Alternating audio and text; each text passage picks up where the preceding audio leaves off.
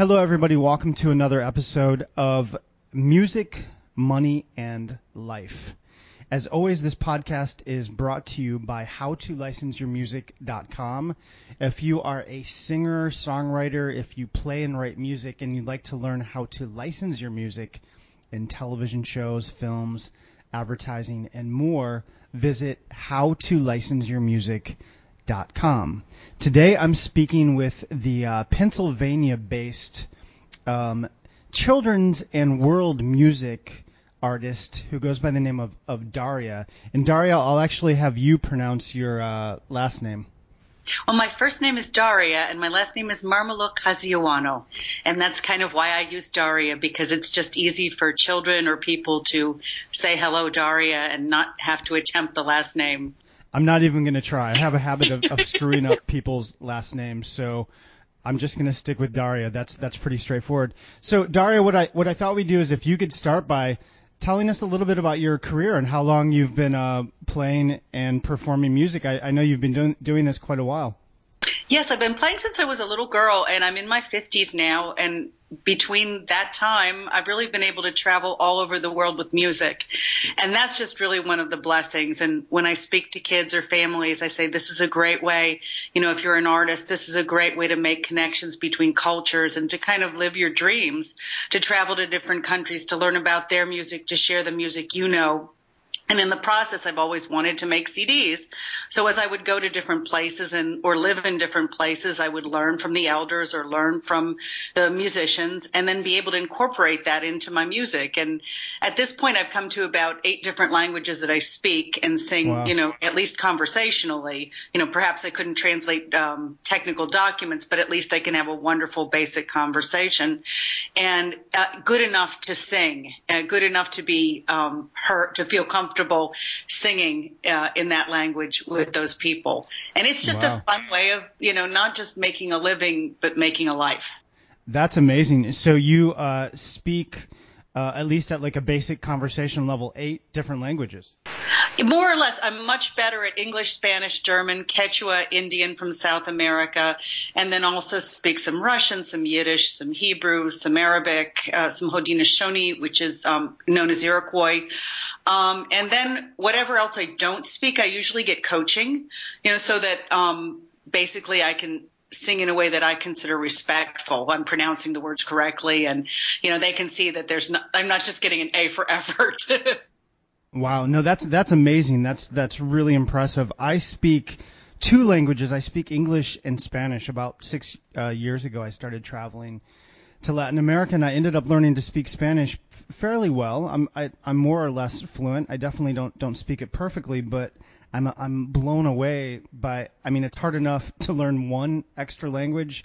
I can't imagine organizing all those different languages in my head. Does that get confusing when you speak that many languages? I don't think so. I think I know my father was a Slavic language translator, and I wonder if maybe some of that just came from being raised in a household that spoke many languages, and it wasn't considered confusing. And it really does help to be in the culture and be reading the signs in that language. And it's as if gears change in your head, and all of a sudden you understand, okay, now we're speaking this language. And, it just starts clicking. And even if you feel rusty the first few days, it starts to come back.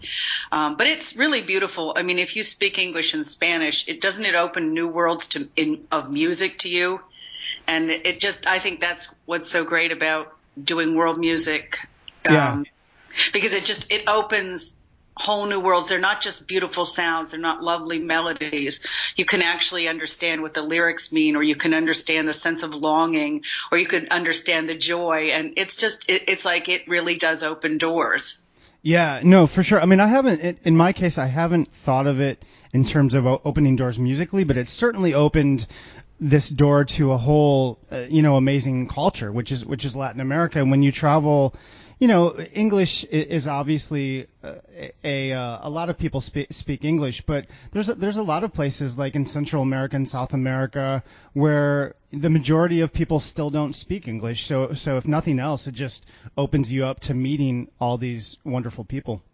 Oh, absolutely. And, years ago, I did an interview with a lovely man that he directed the Philadelphia Boys Choir, which had the reputation of traveling to all these different countries around the world. And he said something that struck me. He said, the first thing I teach my boys when I go to another country is a very good song in that language. And he said, that's how we've gotten that reception when we go to Poland or we go to, I think he was even going to places like Cuba when Cuba wasn't open.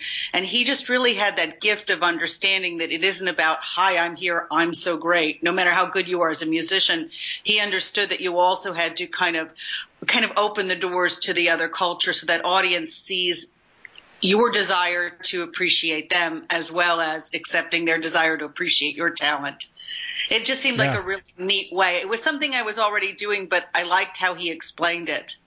Yeah, no, that's really cool. Yeah, for a while I spent quite a bit of time in the Dominican Republic, sort of off and on for a couple of years, and I performed there with a girl who was Dominican, but her parents, like her mom was from the Dominican Republic, but she had grown up in the States, so she spoke English and Spanish, fluently.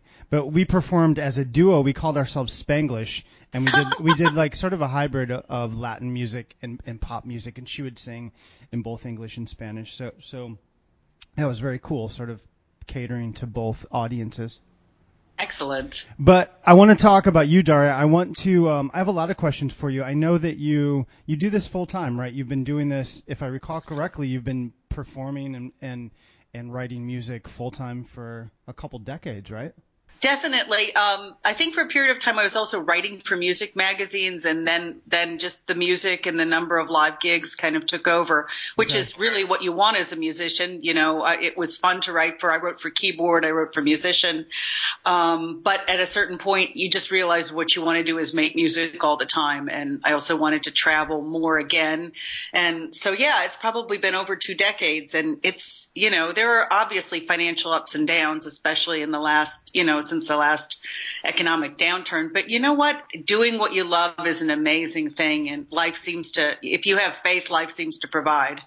Yeah, absolutely. Well, I'm interested to learn how you've been able to do this so long. Let's kind of start at the beginning. How did you get into performing children's music as opposed to adult and contemporary mainstream music? How did you kind of settle on this niche?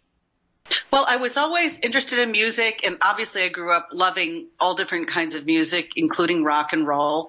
And I put together a rock band, and I traveled and toured with the USO. They liked us so much they put us on stage at World Expo in Seville, Spain in 1992. And it was just the most awesome experience to be in a World Expo with Peter Max paintings behind you, and it was just a really neat. They would bill it as kind of the best from every country, and it was nice to be considered kind of something that people would want to come and appreciate. They liked that we also incorporated some Americana, like we did rock music, we did some original music, but we also incorporated things like the washboard and just things that were a little bit less poppy and more kind of Americana. And I think that's kind of why, it opened their ears to hearing what we did as a rock band. And it got us to Seville, and we traveled and toured and came home, and it was pretty much exhausting. And, it was kind of exhausting on all the band members, and we really just kind of got tired of each other. Yeah, spending so much time together. Yes. Without, in cargo planes and through all kinds of crazy experiences. And it really made me put my guitar down. And after a while, I said, wait a minute, this is what I love. And someone asked me to play a show at a local library. And I said, oh, okay. And I wondered what I would do. Well, I thought of doing the folk music I grew up with and folk music from the different cultures I lived in. And she said, well, that's perfect. Just come on down. Bring your guitar, bring your dulcimer, bring your instruments. And I did. And it was a small group, but I saw what they responded to. And I also saw something really neat. When I was trying to do pop music, I was always trying to figure out what they wanted. And it was really exhausting, and my husband and I have a lot of really great friends that were very famous. They would be soup du jour one day and then out the next day. And, at that point, you were just slowly seeing it that you could be incredibly famous one day. And in 2 years, someone's calling you saying, you know what, people don't like your kind of music anymore. Yeah. So I was starting to see that kind of, unless you're really called to do that kind of music, it wasn't what I wanted to do. And I felt like I constantly had to be what they wanted me to be. Mm-hmm. When I was doing children's music or music for a family audience, I could be myself. I could be funny. I could do rock and roll. I could be energetic, and I could be innocent and fun. I could be my real self. And that was really what clicked with me. Is they always say, be true to yourself. And this was a chance in front of kids where I didn't have to act like anything. I just had to say, oh my gosh, I love this song. Oh, look at this instrument. We can play it together. And when kids ask, what's that crazy drum? Okay, this is Native American drum that my cousins play. Can I touch it? Sure you can. It was a chance to really bring up what brought me into music in the first place, that kind of curiosity, that kind of, can I put my hands on that? What does that drum sound like? Or why do we do that? Or what happens when you play that song? Or what happens when two people sing harmony? I mean, every musician knows there's points where you just get chills on your spine because something clicks with you. Yeah. And I felt that playing for children, I could give them that kind of an experience, especially as I made my show more and more hands-on. Interesting. And do you think you elicited that sort of reaction just because kids are more innocent and sort of less judgmental, or do you think maybe you're just more authentically, like, you enjoy playing this style of music as opposed to trying to be something you're not? I never really liked the trappings of pop music, that you have to look like a star, dress like a star, have makeup on, be a diva. I never liked that. And those people that I loved were like people I considered pretty authentic, like Victor Jara from Chile, Pete Seeger, that, never had to dress in a 3-piece suit. He was himself. Woody Guthrie, who traveled and sang. I kind of liked that. So I guess after a while I realized that was more what I wanted to be, less of a kind of, a Madonna that's constantly reinventing herself. Yeah. More of a Pete Seeger or a Woody Guthrie or a Mercedes Sosa or like a Ella Jenkins, that just, when you look at her eyes, she just loves what she does. Yeah. I got that compliment on a big stage here at Music Fest, one of the large family festivals. When I finished the show, the sound man goes, "Hey, you like what you do?" And I said, "Yeah, that's why I do it." He goes, "Well, last week we had," and then he named a famous group from Canada whose name I Pete. And he says, when the curtain went down, they had the kind of, "Get away, kid, you bother me." Yeah. It was his idea that most children's artists were like Krusty the Clown, that, they once the lights go down, they sort of shift. They really don't like kids or get kids. And I have seen that kind of in this new surge of children's music, people thinking, well, I've actually people say, kids' music is easy. You just put underwear on your head and you sing about silly things. And, kids are very smart. They are not dumb little adults. They are smart little people. Yeah. They know when you're there. They know when you're there for them. They know when you're having fun. And they know when you're goofing around and going, "Hey, I'm making a buck, but I'd really rather be playing jazz music." Yeah. You'd really rather be playing jazz music. Do that, because that's you. Right. Kids, you're not doing the kids a favor. And, hey, you could even think about playing jazz music for kids. Yeah. There's just been kind of this thing, like, my most unfavorite thing in the world is when you see a kid's music album and the people have their hands like doing jazz hands and they're wearing corny outfits and they think that being a cartoon character is what a kid wants. And for me, I think I have a little bit more respect for kids. I think they can hear a great beat. They know a great song. Their ears are open.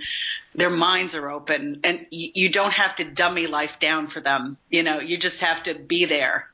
Yeah, no, that's awesome. So this was in 1992, you were saying that you got started in this, like, specifically playing for children and families? Well, that was when I did Seville, Spain, and we did 2 more tours. We did Honduras, Panama, we did Cuba and Guantanamo Bay, and then I say 94 is when we came back, and I basically had enough of touring and USO work, and that was when I just decided things started flipping around, and at the same time I started wanted to start a family, and my daughter was born, and it was kind of a nice series of events that happened, and I found that doing more of what I loved was just working out better. The shows began paying well, and everything was I had to do very little work. People would refer me. I had this great artist and you should have her at your camp or you should have her at your school. And, obviously in the beginning you make mistakes, but you learn. You go, okay, this is what your sound system needs to be like for a bigger show. This is, how the material should be suited if you're doing pre-K. So you learn and you learn and you learn. And if you have your ears open, you learn to get to a point where you can be a very versatile performer. You can play the festivals as well as a local library. Yeah. And, between cobbling those gigs together, you can still have a great home life and kick butt out there doing shows. That's awesome. So let's talk a little bit about the business side of things. So you're able to do this full time, and I know your career has spanned, quite a bit of time at this point, but how are you, let's just talk about sort of present day, what you're doing currently. How do you sort of piece things together? Are you making money primarily from shows? I know you sell CDs and downloads as well, but where does your revenue actually come from? Well, it used to be, so before the economic downturn, this was an easy answer. It was shows first and then CDs and merchandise second.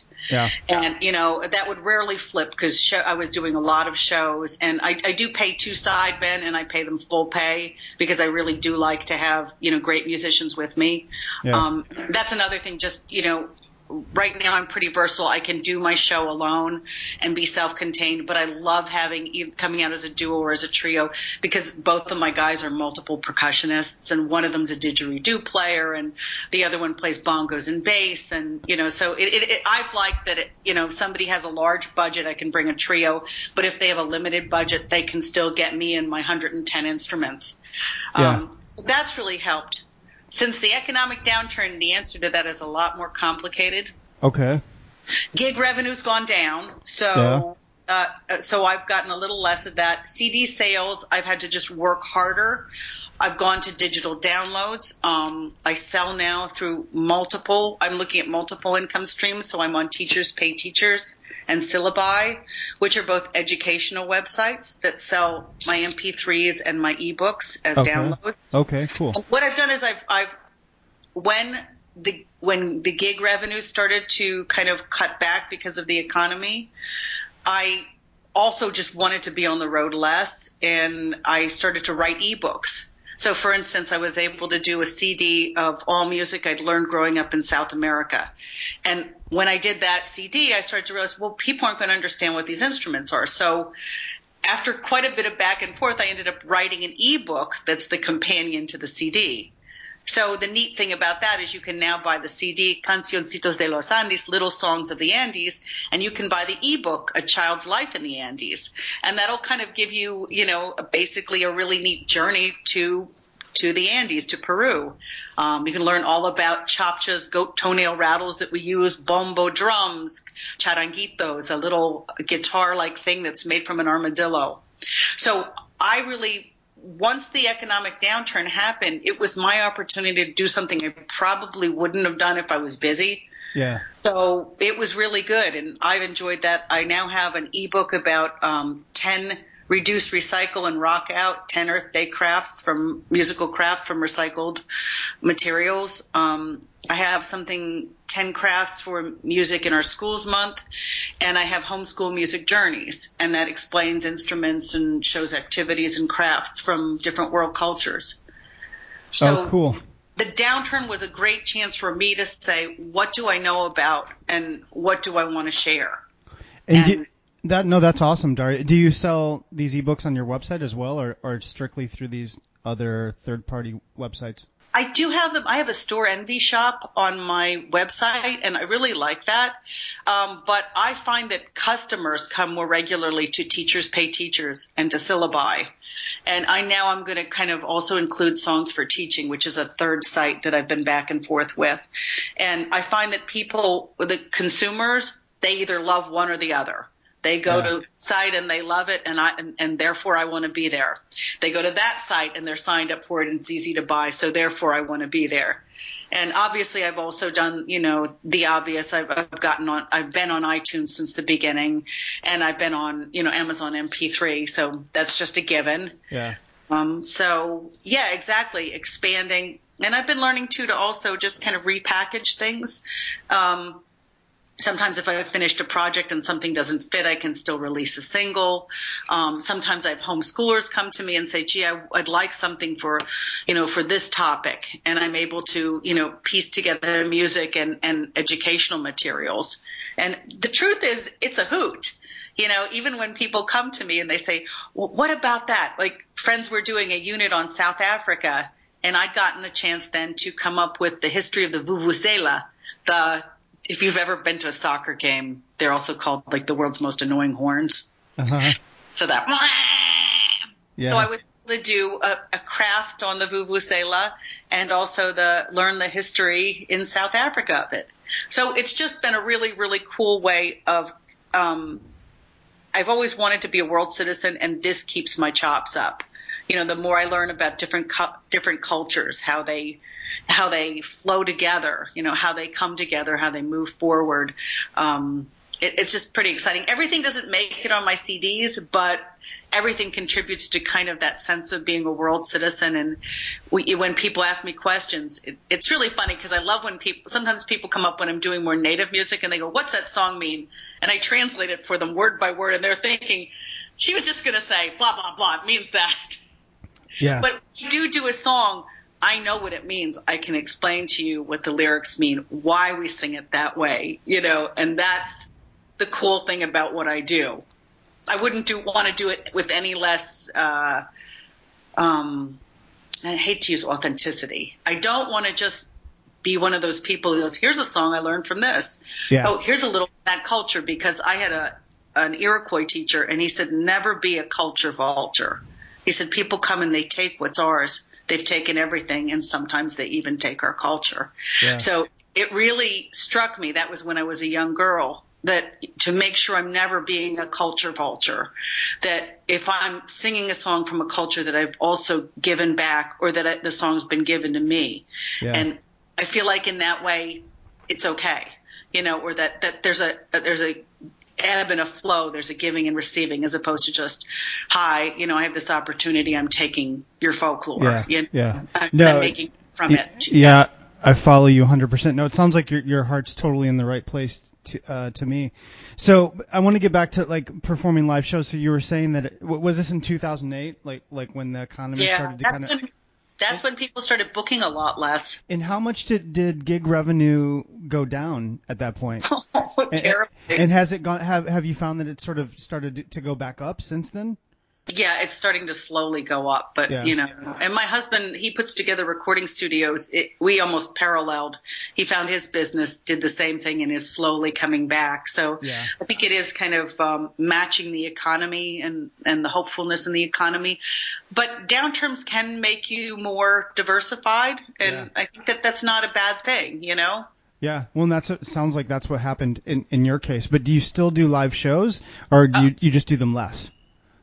Yeah, I do them less, and I have to work a little harder to get them. Okay. You have to kind of spend a little more time sending out flyers and shaking hands and going places and being proactive, whereas before, a simple flyer to all the schools in the area would turn up 30 or 40 gigs. Wow. Now it turns up 4. Yeah, so it's a lot less. It's a lot less, but, I do appreciate every gig, so that's a very good thing. Yeah. And, you work a little harder. Yeah, I started my, the website part of what I do, howtolicenseyourmusic.com, and making money online in 2007. And I remember when I first started it just seemed easy. I would put up a couple ads on Craigslist every day, and I'd make like $100 a day, which wasn't a ton of money, but that's still a nice return on your. Yeah, between that and teaching and performing, it was great. And then the whole economic shift happened, and I just had to work like 4 times as hard to make the same amount of money. So I can relate to what you're saying, in terms of the economy changing. Well, I'm glad you said that too, because I think that most artists, and I consider what you're doing, kind of an artistic endeavor. So it's so easy to take that personally. Oh my gosh, I must be a fourth as valid as I was before. And you kind of have to just watch what you're saying to yourself and kind of say that it's the economy that's off, and I just have to work a little harder. That doesn't make me any less valid at what I do. And, it's actually the harder I've worked on it, the more I appreciate it. So in a way, there is actually a good part of this. Yeah, no, absolutely. And, I've stuck with it, and my business has grown every year. And, I'm playing music and doing shows as well. But, no, that's really cool that you shifted into doing ebooks and stuff. Had you thought about doing that prior to this, or was this just something that you came up with as a result of like necessity? Well, I'd never really thought about it before. I thought about doing like songbooks, but what I found is as I did a kind of music, people would keep asking me questions, and I realized I knew more about the music, the background, the history than I would have given myself credit for. And also, I actually have a degree in ethnomusicology, which kind of just, it makes me really curious about, okay, well, when did stringed instruments come to indigenous people? They weren't there. It makes me want to not just get an answer, but really get an answer that satisfies. So what it did is it kind of triggered a sense of, oh my goodness, this is a resource I'm not using, in the sense that when people asked about, well, do you have an Earth Day project? And my answer was yes, I've got 10 of them. I had also started and monetized my blogs, which I need to keep getting better at. But I find I would write these blog posts, and they would just be like, they'd be like a buffet sampler. You'd just be tasting it, and it would trigger in me the sense that, wow, I'd really like to write that as a book. Here's 10 instruments you could use for Earth Day. Well, wouldn't it be great to have real tutorials? Here's how you make it. Here's the culture it came from. Here's the way you play it. And so that then would turn into the Earth Day book. You'd get a call from homeschoolers saying, I want something from my kindergarten age child to learn about world cultures through music. Boom.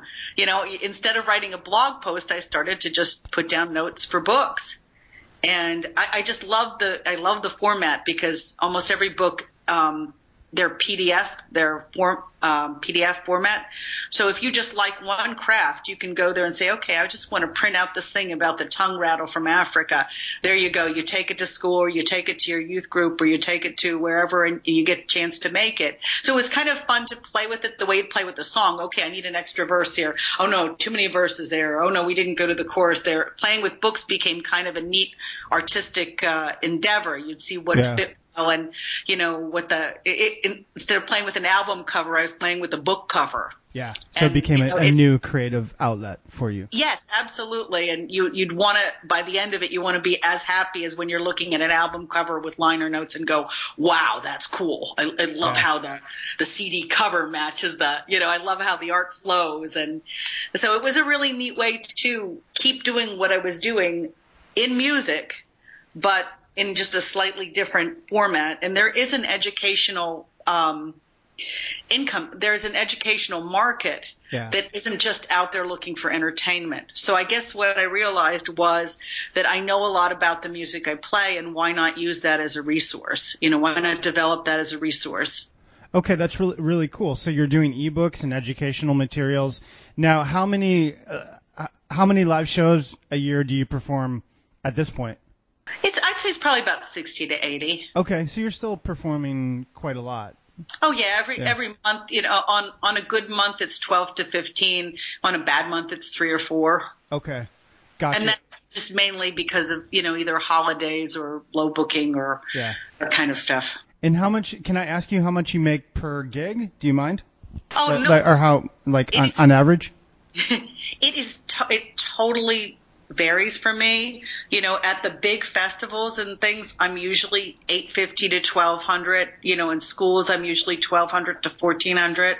Then I pay my sidemen. If it's a local show, for instance, this week I'll be playing a nursing home, and their pay was $150. Yeah. But it was local, and I love them, and it's a chance to keep my chops up in the songs that they love, and so I'm happy to do that. It's kind of a crazy difference in rates, And Yeah. that's kind of why I don't publish rates on my website, because it's how do you explain it's not 900? You know, libraries over in my area are usually between 250 and 450. Yeah. So And, it really you know, depends. It really depends. It depends on if the friends of the library are paying or if they've received a grant. And, you know, I tell people, what I always do is tell people, this is my book rate, but especially if they're local, if they're within 2 hours, if I'm not traveling 4 or 5 hours, I say, this is my book rate. Please talk to me if you have a budget issue, because I do this for a living. I love to do it. Let me know, you know, Yeah. and if I can possibly do it, I'll accommodate you. And that helps them feel comfortable in saying, no, I can't afford $350. Can I give you $275? Yeah. And, you know, in most cases, that'll totally work out for me, rather than just saying, hey, this is what I make. Don't call me if you don't have that. Yeah. So you're flexible and willing to work with people's budgets. Oh, absolutely. Because it really is all about, you know, everything always kind of brings new blessings. You go and you meet someone and they want to have you in their school, or you go somewhere and they're interested in the ebooks. You know, you go somewhere and you get a wonderful press interview and the press quote's fabulous. So, Yeah. you know, I always feel you do something with if you kind of listen to your intuition and do most things with a positive attitude, you generally come out 2 or 3 times better than you walked into it. Yeah, no, absolutely. That's a great attitude to have. I mean, it sounds to me like you're still doing pretty well on the high end, but you're saying that budgets went way down. Like, what was it at its sort of peak for those types of like festival gigs and bigger gigs?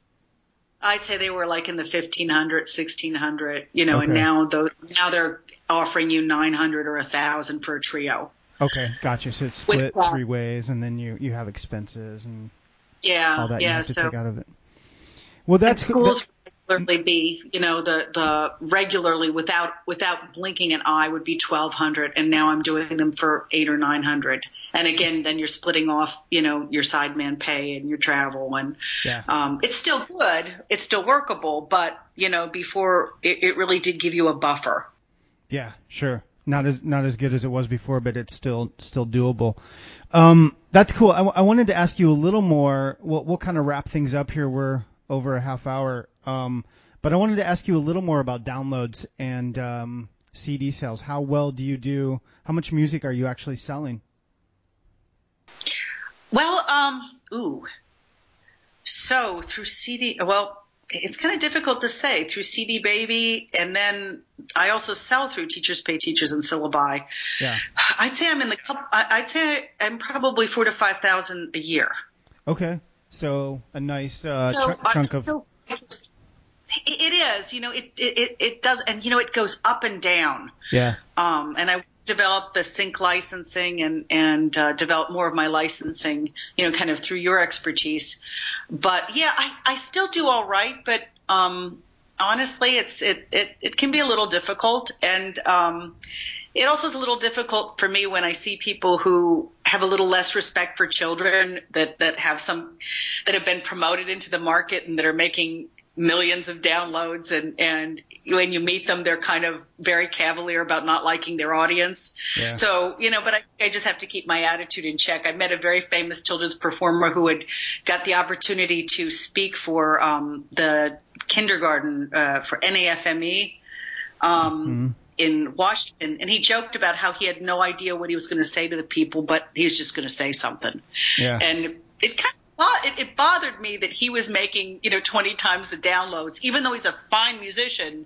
It just, well, I guess we kind of work around these feelings, and we just keep doing what we're doing and rock on, you know? Well, it sounds like you've done very well for yourself. I mean, like I've always said, I think the dream for many musicians is just to be able to make a full-time living playing music, right? So I think anything beyond that is sort of icing on the cake, and it sounds like that's what you're doing, Daria. And my hat's off to you for being able to do this for so long in such a competitive industry. Oh, thank you so much. And, you know, I totally agree with you. My husband and I both also keep our expenses low. Yeah. You know, we live on a farm. We really appreciate our time with our family and our time together. We don't need a Rolls Royce. We don't need a fancy car. We keep the expenses low so that we can really both spend our time doing music rather than kind of, you know, chasing kind of fancy things. Yeah. No, and I think that's really some smart. people wait until they retire to say, what do I want to do? And we've really asked ourselves that in our 20s and 30s. What do we want to do? We've kept our expenses low, and we've been able to stay creative and stay connected. And boy, it's not only a lot of fun, it's a real blessing. Every day you're getting a neat email from someone using your song in another country, or someone, that wants to, it is really neat. It's like a little treasure hunt. Yeah, no, that's awesome. I've always liked the Tim Ferriss, the author Tim Ferriss.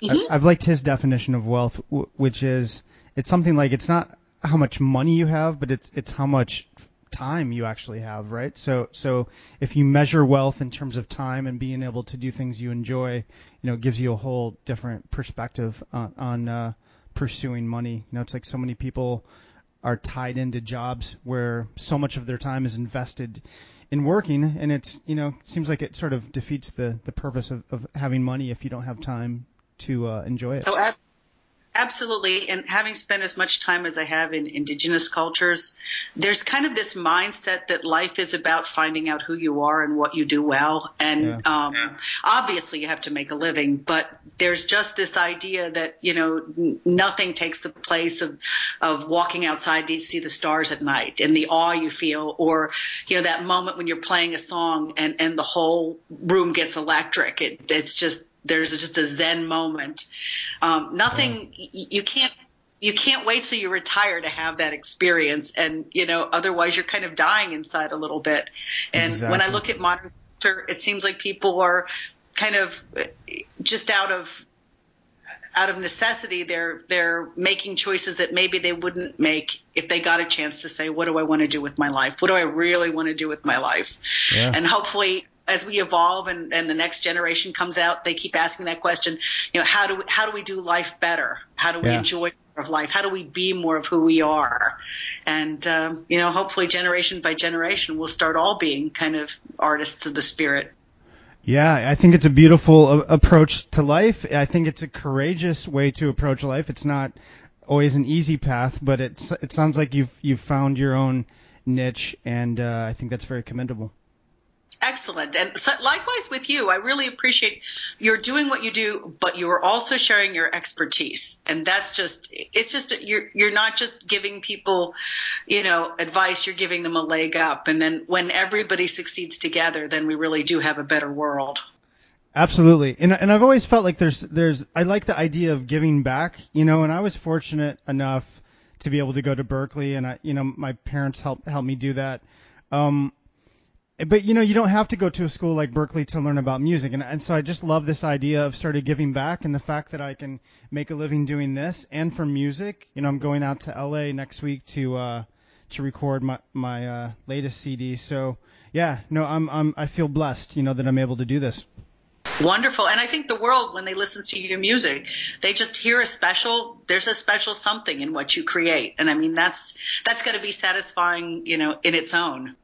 Yeah, absolutely. I mean, for me, the dream has always been to do music. So it's like everything I do, I try to somehow connect it to playing and writing music, which is really what I want to do ultimately. But this whole website and doing these podcasts just sort of came about. But I love it. I mean, to me, it all fits together, being able to learn it's like every time I interview people like you, I learn something and get something from the conversation as well. So, if I can share that with other people and they get something out of it too, that's great, Oh, it sounds perfect. And I really appreciate it. I'm really glad I heard about what you do, and I'm glad I connected with you. And I think anyone listening will also, I hope they take the next step and just connect with you and kind of share the expertise. Make a living doing what you love. It just, you can't have a better life.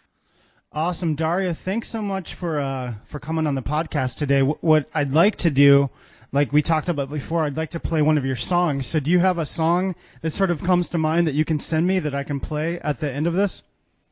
Definitely. I'm just working with a new producer, and the song is called Assalam Alaikum, Peace Be Upon You.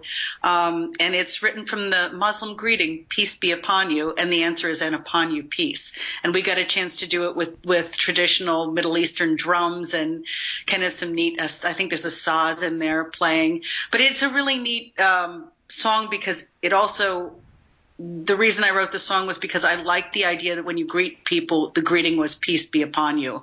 And the answer was, and upon you, peace. It just seems like a really nice way to meet people on the street. And it seems like a great greeting for the world. Peace be upon you. Awesome. So this song is Peace Be Upon You. I missed the first part. It's Assalam Alaikum. Salam Aleichem. And I'll send you how it's written. Absolutely. Okay, so Daria, again, thanks so much. Peace be upon you. I forgot it already. Real quick though, what's your website? Let's give people your website address so if they want to learn more about you, listen to your music, buy your music, book you to play their events, where can they go? Oh, go first to dariamusic.com. It's www.dariamusic, and my name is DARIAMUSIC, and there's all kinds of free materials and resources and links to my blogs, and there's also contact if you want to ask me a question, if I can help you with anything, just shoot me an email. I love hearing from people, and I always get back to you. Awesome. Daria, thank you again so much. Have a great day. Oh, thanks, Eric. It's been a pleasure working with you and a pleasure being on the podcast. Likewise, Daria. Have a great day.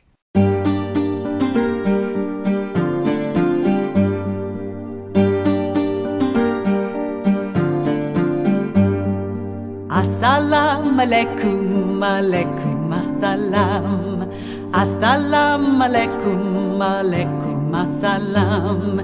Peace be upon you and upon you peace. May your joys be many, may your sorrows cease. May they cease. Assalam alaikum, alaikum assalam. Assalam alaikum, alaikum assalam. Peace be upon you and upon you peace. May your joys be many, may your sorrows cease.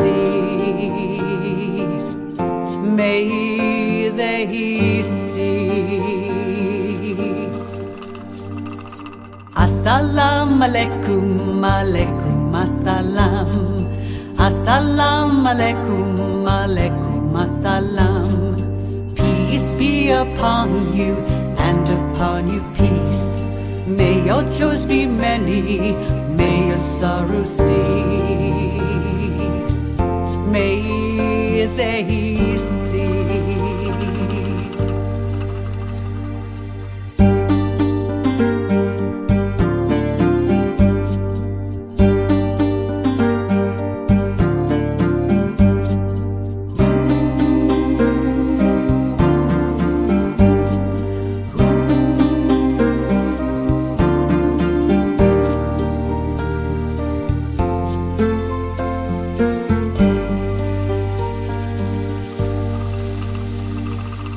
Assalam alaikum, alaikum assalam. Assalam alaikum, alaikum assalam. Peace be upon you and upon you peace. May your joys be many, may your sorrows cease. May they cease.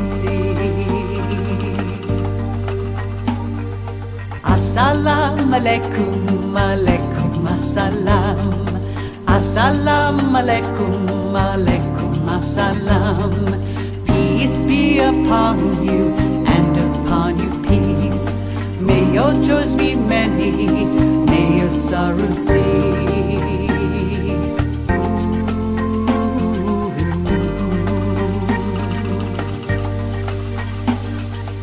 Assalam alaikum, alaikum assalam. Assalam alaikum, alaikum assalam. Peace be upon you and upon you peace. May your joys be many, may your sorrows cease. May they see.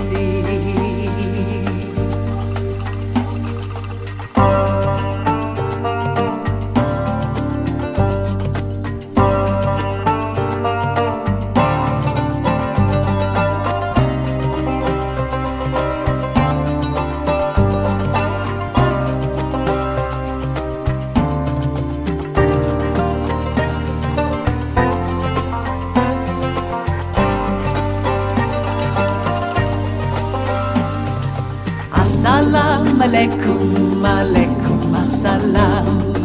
Assalam alaikum, alaikum assalam. Peace be upon you and upon you peace.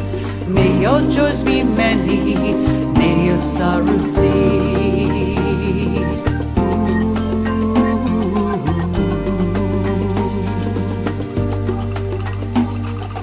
Assalam alaikum, alaikum assalam.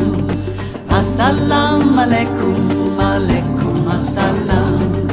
Peace be upon you and upon you peace. May your joys be many, may your sorrows cease. May they